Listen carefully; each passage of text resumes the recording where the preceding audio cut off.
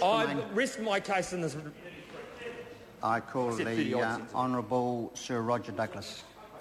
I think it is worth asking the Minister to advise the House whether in fact he is confident that Treasury have in fact got their predictions right, and more particularly if they've got their predictions wrong, what does that do to the budget, and what does it do in terms of New Zealand's credit rating, etc. I've had my staff have a look at recent predictions made by Treasury, and they don't give you a lot of confidence.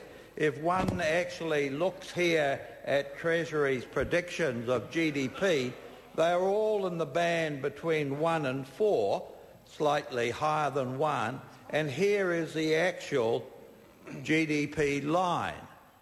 Now, what we're being told in this budget is that growth is going to be up here, initially up close to the 4 and then tailing off.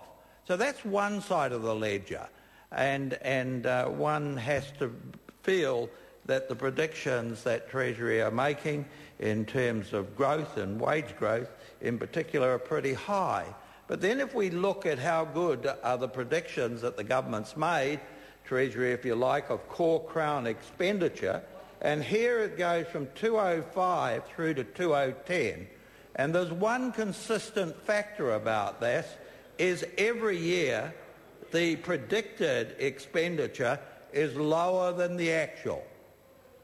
And it's lower by, on average, 6.8%. 6.8% of government expenditure, I think, is around $4 billion. So if they're wrong again this year, we're going to have a deficit at $20 billion.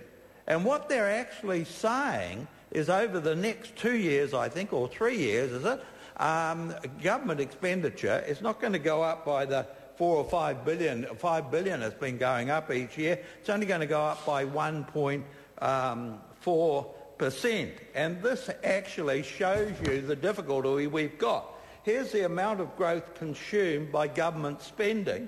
Here, the red line, green line here is the increase in nominal expenditure, and here's the increase, a 3-year period of government expenditure. So we get to the stage right here that the government has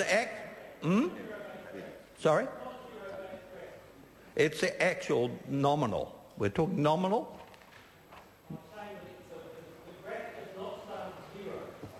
No, it just takes, it starts at 1999, 2000, and it's in 3-year periods. But here's the next 3 years. We're led to believe that the growth in nominal GDP growth will be 23%. Guess where they were being told government expenditure will be? At about 1 and a bit percent, 2%. Now, you know, if you believe that, I think you'll believe almost anything. And if I look at the numbers, in the back of the book, we can see, for example, that corrections expenditure went up over the last 4 years by $350 million. We're told that in the next 4 years it's going to actually go down by $3 million.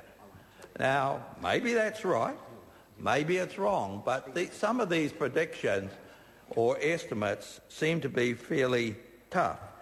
If we look at primary education in the last 4 years, it's gone up by $630 million. Students have gone down by 4,000. In the next 4 years, student numbers are going to go up by 25,000, but expenditure is only going to go up by $100 million. And so all I'm saying is how confident is the Minister that he's got it right both in terms of revenue and in terms of expenditure?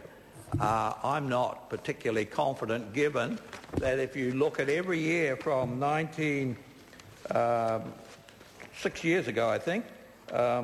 Yes, 2005 through to 2010, government expenditure every year has averaged 6.8% more than estimate, and that GDP growth has been lower than estimate by a considerable amount. How confident are we? Because if we get it wrong, both on lower revenue and higher expenditure, then we have some very real difficulties.